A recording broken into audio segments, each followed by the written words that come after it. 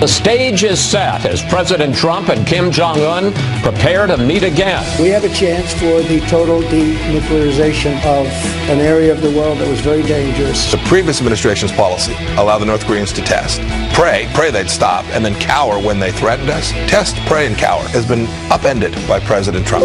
Speaker Nancy Pelosi will introduce a motion on Tuesday to overturn the president's emergency declaration. Anyone surprised that Nancy Pelosi doesn't support border security right now? National emergency legislation from 1976 gives wide latitude to the president. Congressman Adam Schiff threatening legal action if Robert Mueller's probe isn't made public. We will obviously subpoena the report. We will bring Bob Mueller in to testify before Congress. We will take it to court if necessary. For Best Picture. And the Oscar goes to Green Book.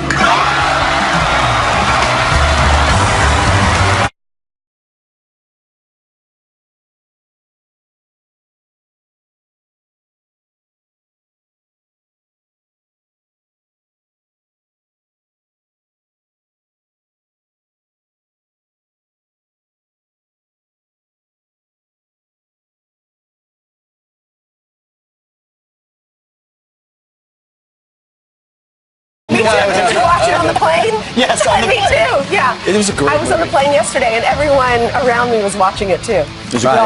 You forget how many hits Queen had. Oh, they were unbelievable. They're unbelievable. And they were not supposed to be successful. Remember that scene in the movie when he says, I've got this great song, and the producer or whoever was signing it was like 6 minutes long. That's never going to work. Yeah, and they fired that guy. In such a, right. And they did. All right, so listen, the Oscars were last night. They had no host, but it was okay. It was, a little political. Yeah, there was a little politics Shocker. there, especially with Spike Lee, a part of it, and especially with the mini open that they had. We have a montage of all that. That's right. Montage. I think it's a French word. It's a real thing. They do it a lot on television. All right, but other things going on this morning. I believe it's 12:30, 12:45. Air Force One scheduled to take off, headed to Hanoi, Vietnam. Unlike Kim Jong-un, President Trump will be flying, not taking a train. And as you can imagine, media all over this already, Brian. AOC wanted the president to take a train because we want to get rid of airplanes, but they tend to sink. But here's the deal. The president's going to first speak at 8:30 and make some remarks with the governors because he spoke last night and broke some news. But a lot of people are actually souring on this summit 2.0 already before it actually happens. Yeah, the president said, I have a special feeling about it. We've developed a very, very good relationship. As long as there's no testing, we are happy. That's what he says. But the media, of course, predicting the worst before it even happens. Yeah, here's a headline. The Associated Press says this.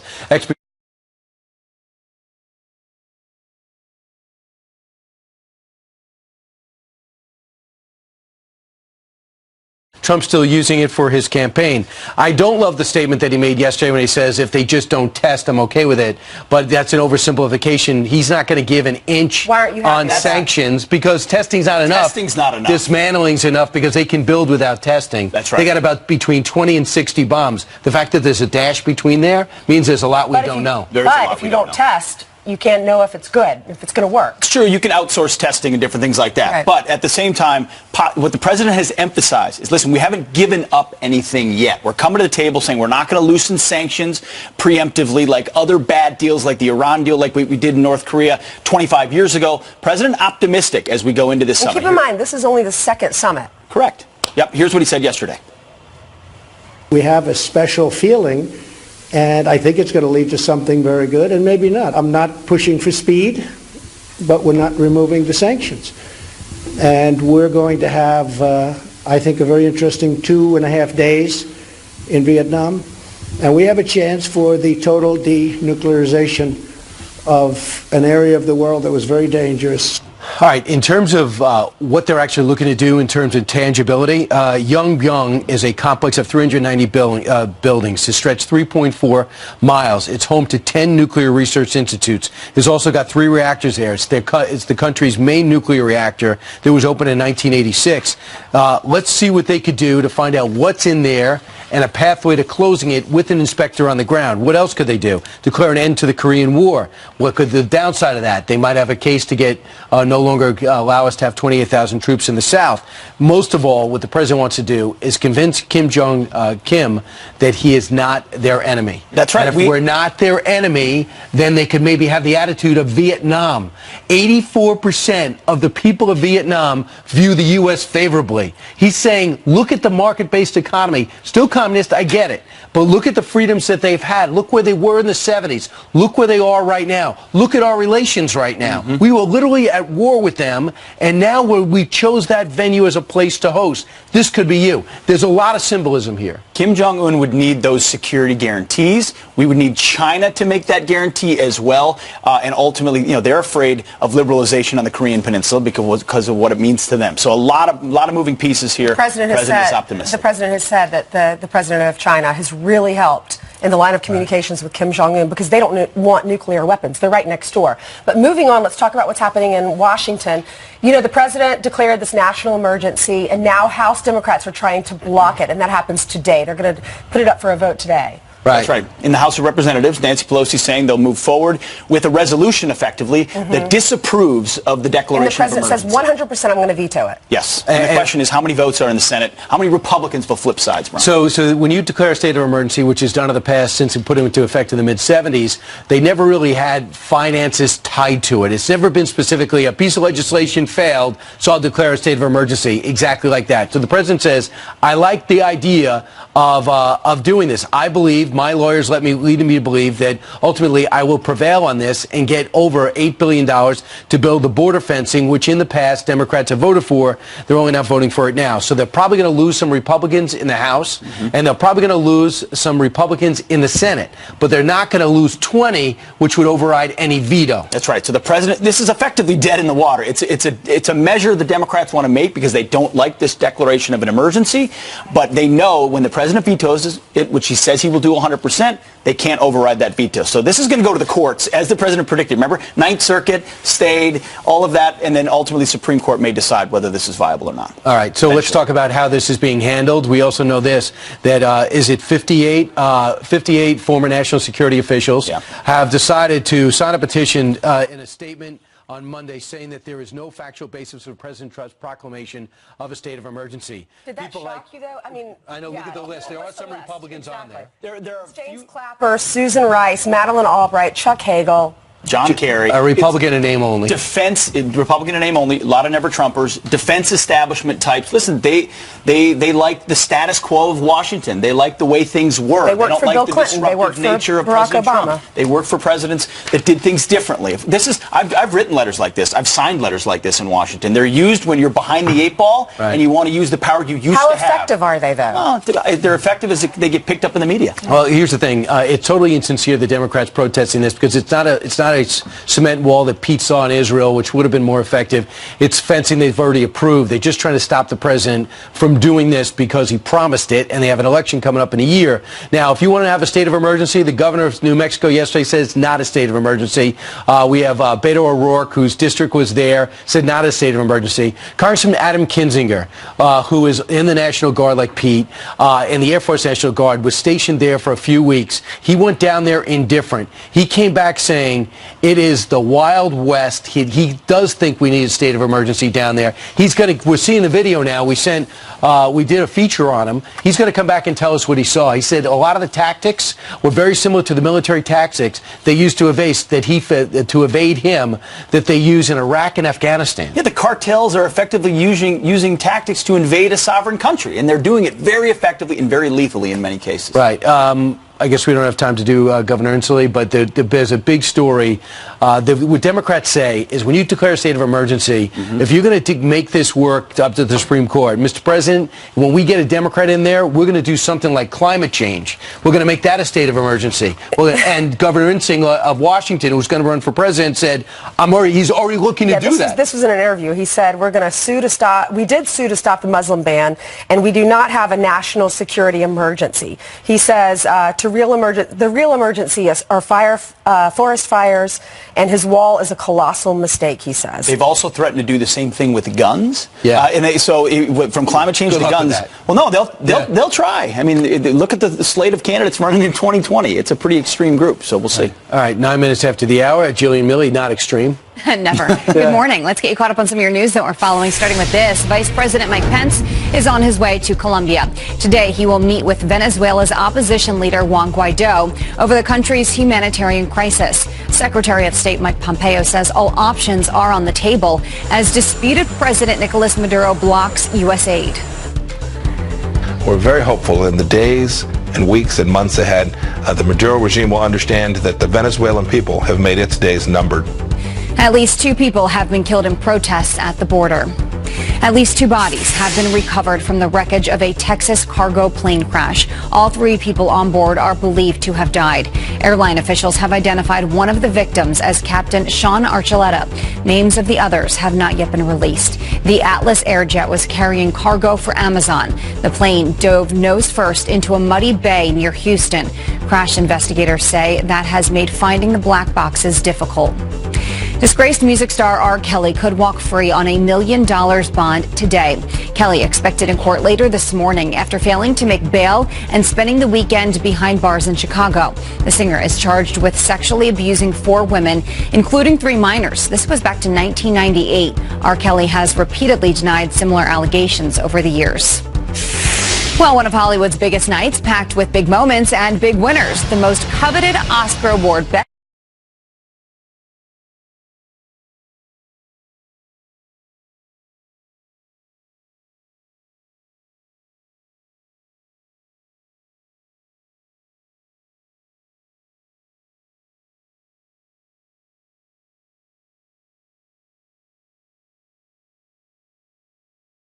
Back to you. Yeah. All right. Right. Go watch? Nope.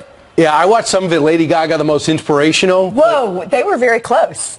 I know. Bradley Cooper, a lot of people are talking about that. When they were singing the song together, they were like... Were they? Yeah, but don't worry about it. His wife was sitting in the front row. And I think everything was going to be okay.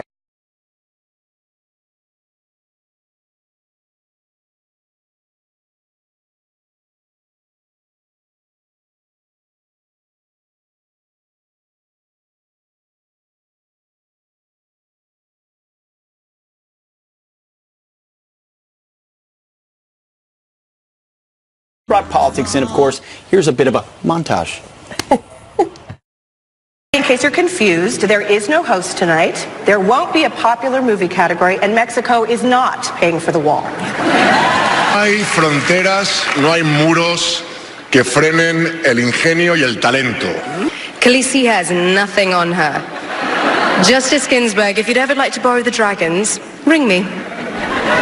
The 2020 presidential election is around the corner. Let's all mobilize. Let's all be on the right side of history. Here you go. All right.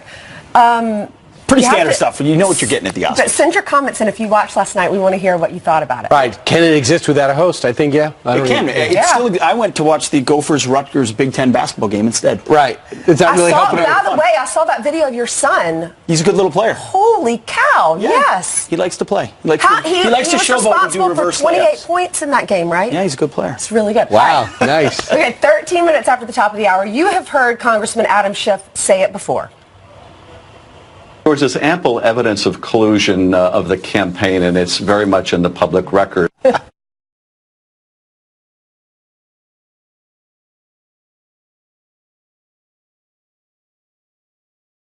receiver, the pup making a big play at halftime. Oh. Now going. Good boy.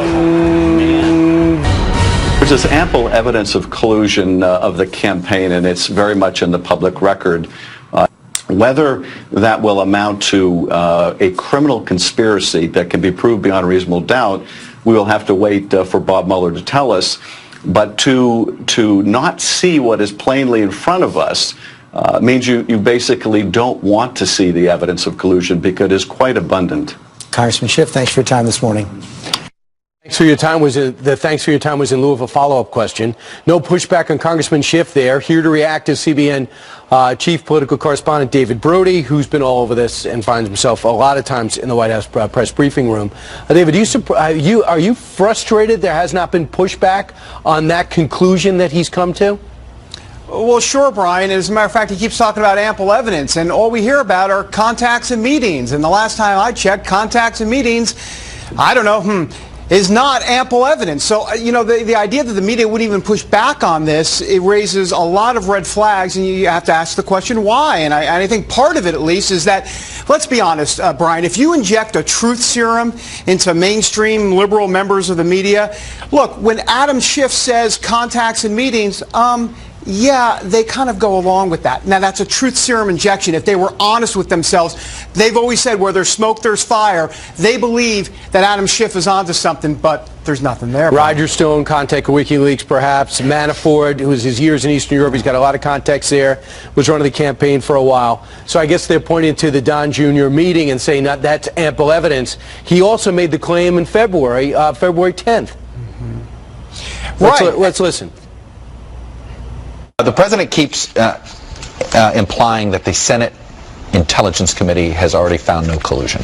What is your understanding of where and how closely are you working together with the Senate Intel Committee? You know, we are trying to work collaboratively with the Senate. But when people say there's no collusion, they must have a different word for the kind of corrupt coordination of effort between the Trump campaign and the Russians.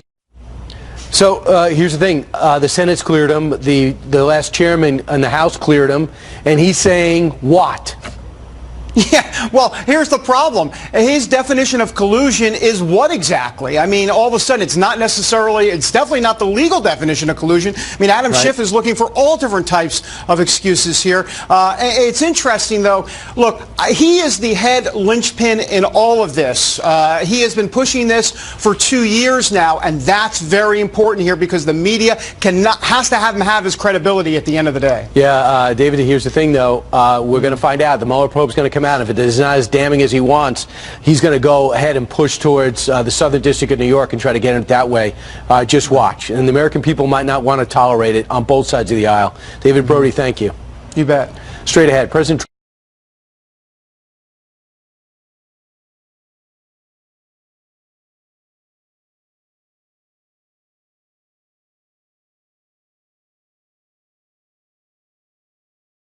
Start in Arizona. Arizona's expanding exemptions for mandatory vaccines. You got a state committee advancing a bill that would add a religious belief exemption for children. It would also make it easier for parents not to vaccinate their children by doing away with official forms. Critics warn it could make Arizona vulnerable to the measles outbreak, which is spreading in the Pacific Northwest. And homeless people in Washington state could soon get free ID cards. Lawmakers considering the project, which would cost taxpayers almost $500,000 over the next 2 years. Supporters say the plan will help people get the large homeless population off the street. Yes, IDs, not food or shelter. Ainsley. Thank you, Brian. Another crackdown on Planned Parenthood. The Trump administration announced on Friday that it's going to bar groups that receive federal funds from making abortion referrals. A move that could divert millions from pro-choice groups like Planned Parenthood to religious ones. And now Governor Kristi Noem is trying to do the same thing in South Dakota. She joins us now with her reaction. Governor, thank you very much for being here this morning. We reached out to Planned Parenthood. They have not given us a statement on this, but we want your take on what's being done at the federal level, and you're trying to do something very similar in South Dakota. Explain. Well, the president and his administration are addressing a concern that many people across the country have, and that's that taxpayer funds should not be going towards the funding or referrals of abortions in this country. So in South Dakota, we have legislation as well to clarify how informed consent happens in our state. Planned Parenthood has not been acting in good faith and has been circumventing the process that we have forward, that women and families going into this type of a situation get all the facts of the process and the procedure that they're undergoing. So we have legislation to make sure that they follow the law, and we want to be a state that definitely defends life, that decides that every life has value, and it's incredibly important that we make sure that organizations like Planned Parenthood do not receive federal funds. We also want to talk to you about Middle America, which you represent. Bill Maher, many are saying that he was mocking Middle America when he said this. The most affluent and educated people are clustered in just a few cities. The blue parts of America are having a big prosperity party, while that big sea of red feels like their invitation got lost in the mail. The flyover states have become the passed-over states. That's why red state voters are so pissed off. They don't hate us. They want to be us. Governor, what's your reaction? Well, I've been all over this country. There's no place I'd rather be from than the heartland.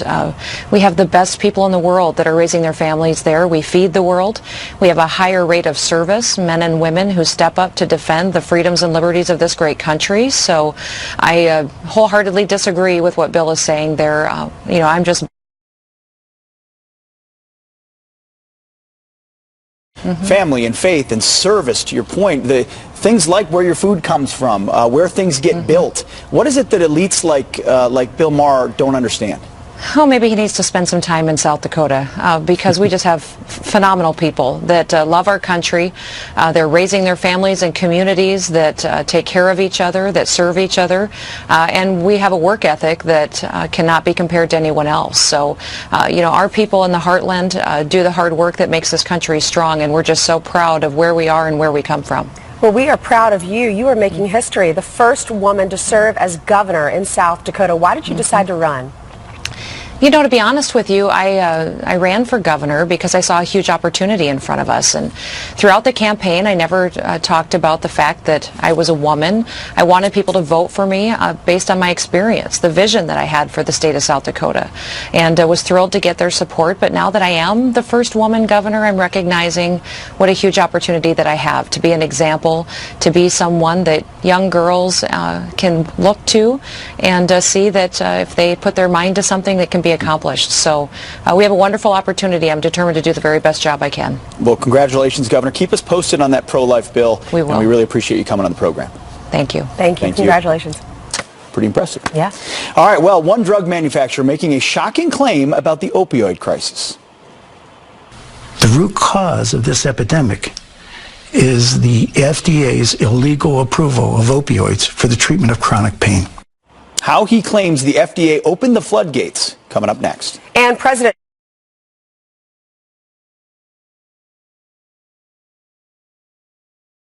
Eddie in Hanoi.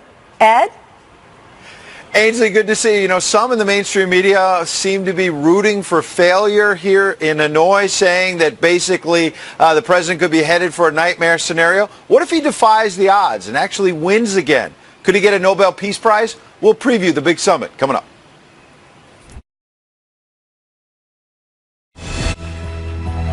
As long as there's no testing, we're happy. And so we've done really something, I think, very special with respect to North Korea. Well, there you go. The President of the United States yesterday addressing the governors in a tux. I guess it was a dress-up dinner party night that the First Lady put together. Yes, it almost looked like it was in a cave, though. Right. A little dark. But the President... lighting, right? The President's got, he's been in constant contact with Kim Jong-un since their last summit and leading up to the summit. And he feels positive that their personal relationship could provide a breakthrough. That's right. Summit 2.0. And Ed Henry, Fox News chief national correspondent, is live in Hanoi. The president should be there at some point today, and he's going to be meeting with Kim Jong-un on Tuesday and Wednesday. What can we expect, Ed? Well, look, the president wants to put some meat on the bones. I mean, he had a success in Singapore. That's 1.0, if you will, the first round in all of this back last June. The handshake you see there, sitting down with the dictator, sort of defying the odds. You remember, you had critics in 2017 saying that the president's rhetoric, fire and fury raining down on North Korea if they didn't stop the missile tests, the rockets that were flying over Japan and elsewhere, the president nicknaming the dictator Little Rocket Man. They had critic after critic saying the president is bumbling us into a nuclear war. Just the opposite happened, in fact, in 2018. He's now putting us, at least on the path anyway, to peace. But the president has not gotten the dictator to follow through on the promises of denuclearization. So look, we've got to be clear-eyed about this. There's a lot of business that has to get done here. But it's fascinating to me that just like the critics a year and a half ago were saying he's going to lead us to nuclear war, and the opposite has happened, we now have people, AP, Washington Post, mainstream media outlets doing straight news stories that are saying this could be a nightmare scenario, all kinds of concessions by the president. He may lose big time, basically, here in Hanoi. The thing hasn't even started. Everyone needs to take a deep breath and not get ahead of the facts. No, it's a great point. Ed, you've talked about the media coverage being pessimistic out the gates. Well, Democrats recently sent a letter to President Trump. This is what it said. They said, "We believe your next meeting with Kim must demonstrate tangible, verifiable progress on denuclearization. They're skeptical. Their critique is he may give away too much. What are you hearing as far as what they're prepared to verify? You know what's really important is the letter that those same Senate Democrats sent to Barack Obama when he was, oh wait, actually I don't think they ever sent a letter like that. So you had 8 years of the Obama administration that I covered in which North Korea moved closer and closer to having this miniature nuclear weapon that could fit inside a missile. That was a threshold they crossed in 2017, right after Barack Obama left office, that led President Trump to talk about fire and fury, because the North Koreans had made so much progress during the Obama years, and even go before that, the Bush years, the Clinton years. Administration after the other, Democrat and Republican, did virtually nothing to stop the North Koreans. And so President Trump inherits this huge problem. So are the Democrats right in theory? Yes. President Trump is going to have to be tough here in Hanoi to push Kim Jong-un to follow up on all of these promises. But on the other hand, where were Democrats in the previous 8 years? I do think the Bush administration was tough. They did the 6+1 talks for a while, and Condoleezza Rice thought they had something more tangible. It turns out they could not be trusted. That guy died. Kim Jong-il died. His son took over and might be tougher. We'll see. Here's Secretary of State Mike Pompeo on the difference between the two administrations, Obama and his. In Cower has been upended by President Trump. We've put real economic pressure on the North Koreans. We've built out a global coalition. One of the critiques is that we go it alone. We've built out the world's coalition to communicate to Chairman Kim that now is the time, now is the moment, and I hope we'll make real progress on that this week.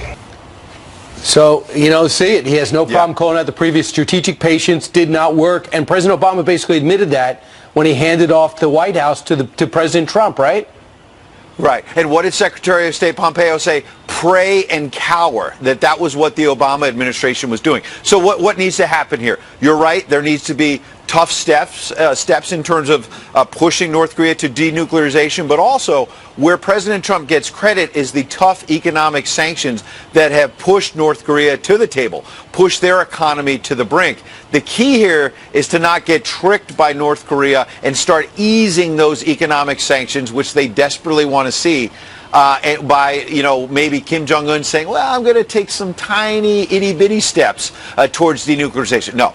The president has said previously, before Hanoi, that in fact there needs to be a move towards full denuclearization before the boot comes off the throat. And he's going to have to stick to that.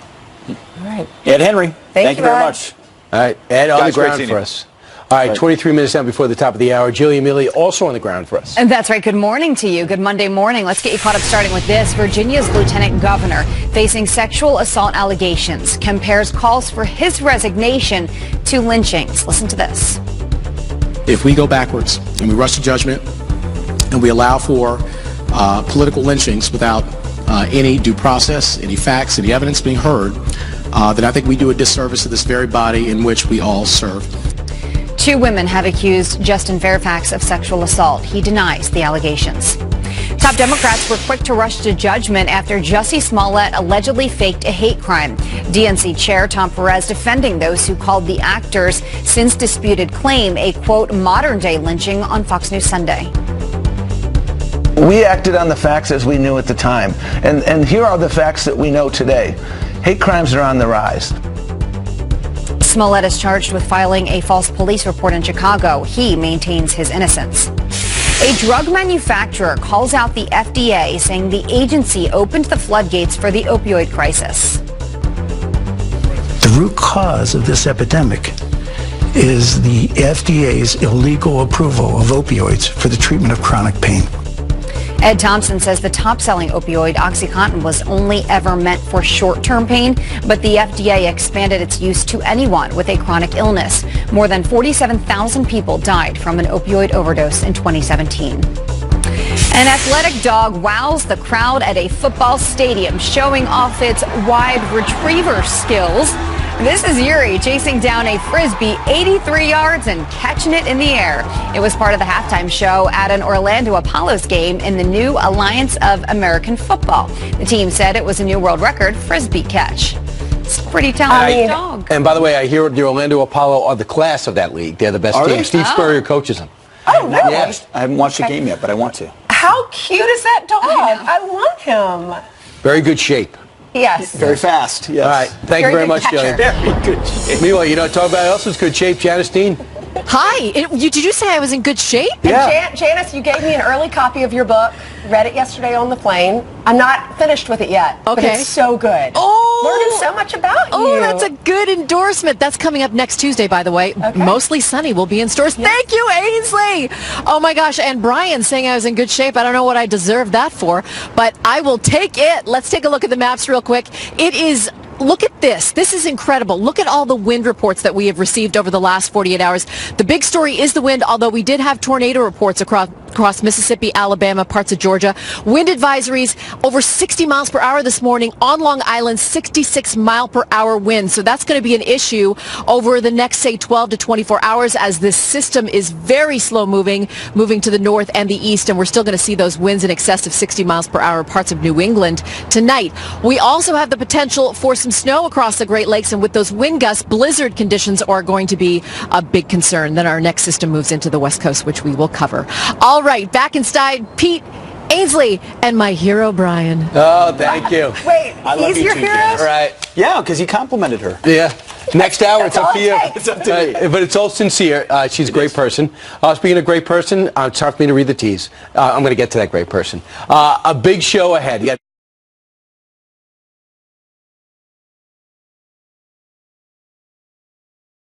Brian.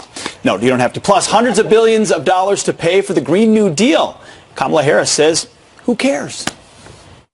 It's not about a cost. It's about an investment. Of course we can afford it. One man's cost is another one's investment. Stuart Varney says it will finally cut ROI. financial disaster. How are you? Good to see you.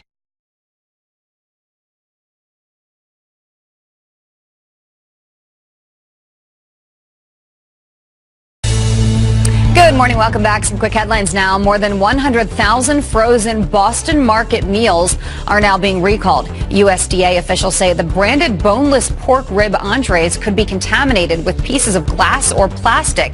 The meals were sold nationwide. No injuries have been reported.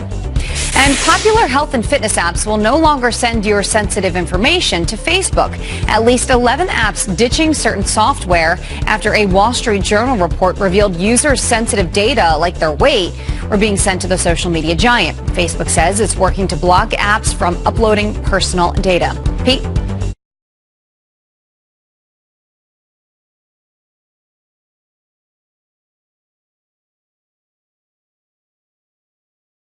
That it would cost. It's not about a cost. It's about an investment. Of course we can afford it. There's no question we have to be practical. But being practical also recognizes that climate change is an existential threat to us as human beings.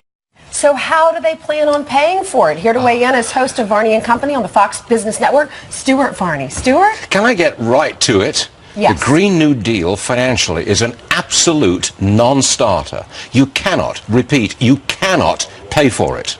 It's overreach financially of historic proportions. You absolutely cannot do all of this. It's a blending of green politics, green policies, and socialism. You put it together, it's absolutely... But look, Kamala Harris and her supporters don't care. To them, it's a question of, do you want to save the planet or not? And, you know, she says cost is not important because it's an existential threat to human beings. That's extraordinary So stuff. I watched Senator Feinstein over the weekend, too. She was pinned down by some extremist group with kids involved. She says, come to my office where you're not going to be screaming at me. At which time he says, back to New Green Deal. She goes, it's not practical. It's not going to pass. I have a plan, but it's something that's going to pass. With government, you have to get something that's plausible. And Dick Durbin also said this thing makes no sense. It's incoherent. I'm talking about Democrats. And then the children, the youngsters, the teenagers who are confronting Dianne Feinstein, they came out with, well, we've got to do this because my generation is going to pay the price. We've only got 12 years left. That's the argument, isn't it? If you don't do it, we're all dead.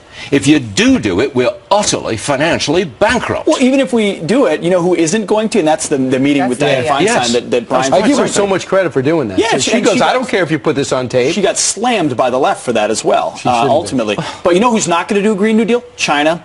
India, Russia, all the Middle East. So as we handcuff ourselves, the rest of the world won't. Absolutely. But hold on, China wants us to do the Green New Deal. They want us to bankrupt ourselves with this nonsense. And they, meanwhile, will take over the world. Meanwhile, they walk around their cities in hospital masks because it's so thick with pollution. That's right. Real quick, the President of the United States yesterday did make some news as he addressed the governors, and he says, listen, I'm going to put the tariffs on hold for a good reason. Let's watch. We're doing very well with China, and if all works well, we're going to have some very big news over the next week or two. And then we put ourselves into a position of strength for the first time in about 35 years, or probably a lot more than that. This is very good news for the economy and for the markets, because any kind of deal, no matter what the deal is, will help our economy when you get rid of these tariffs. It's all-round good news. By the way, the market today will open very close to an all-time high because of that How news. does the president's meeting with Kim Jong-un affect our relationship with China? Because they don't want nuclear weapons either. They're next door. It's a tangential effect, not directly affecting the market or the economy. It's a political question more than anything else. My hope is in a shopping spree, a 6-year shopping spree, that the Chinese just decide to buy stuff from us. We can't have that. This is a moment of their vulnerability. It has to be a restructuring. And anything that Robert Lighthizer leads, I feel good about. When Mnuchin leads, I don't. Okay, you want a hardline Trump approach, and you may well get that in the long run. The initial deal will be they buy a ton of stuff. It's got to be all laid out. That will be the initial deal. No, it's got to be all laid out. At that apple? I'm with Brian. You need it right here. This is our moment. There will be checks and balances, won't there? There will be an agreement, and then we'll have to find out, is China living up to that agreement? And that's over the long term. You won't know that on day one. Sure. It won't happen. Stuart Varney's trying to get himself booked later in the week. That's what this is about. All right? I mean, that's what's happening, yeah. Hey, watch his show from 9 to noon. He goes on for 3 hours. It goes on for 3 hours? Sorry. Sounds like torture. Riveting 3 hours. It's not torture. Yeah, you're right. Thank you so much, They got to Stuart. put that in the prompter next time. Oh, please. It is 10 minutes till the top of the hour. Chaotic and deadly protest in Venezuela this weekend over receiving aid. Coming up, we talked to one refugee who fled the violence, who has a message for the left about socialism. Plus, party time. Excellent.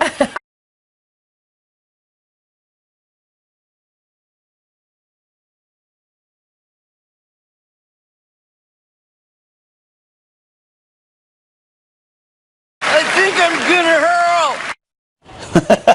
Carly Shimkus has the biggest trends from Hollywood. Start in Arizona. Arizona's expanding exemptions for mandatory vaccines. You got a state committee advancing a bill that would add a religious belief exemption for children. It would also make it easier for parents not to vaccinate their children by doing away with official forms. Critics warn it could make Arizona vulnerable to the measles outbreak, which is spreading in the Pacific Northwest. And homeless people in Washington state could soon get free ID cards. Lawmakers considering the project, which would cost taxpayers almost $500 million over the next 2 years. Supporters say the plan will help people get the large homeless population off the street. Yes, IDs, not food or shelter.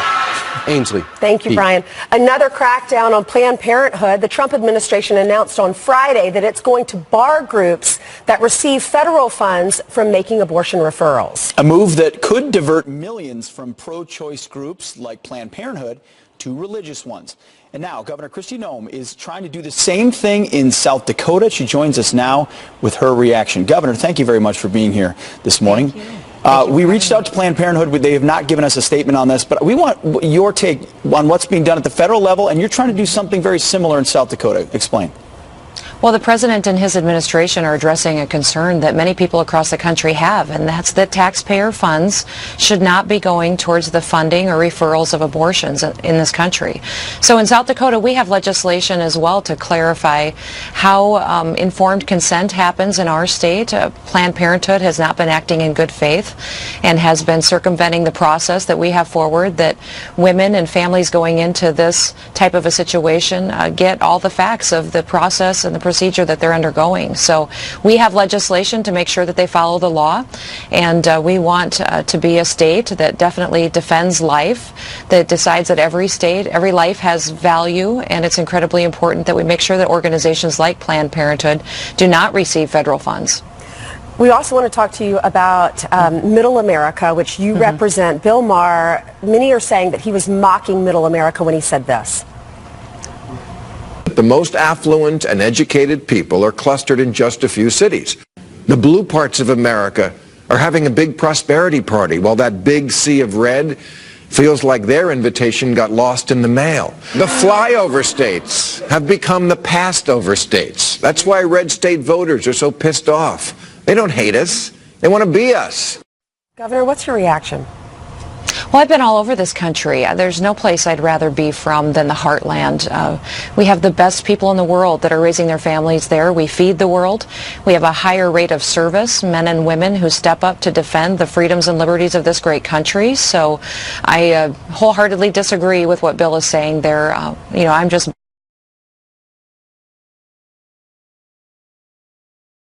Family and faith and service, to your point, the things like where your food comes from, where things get built.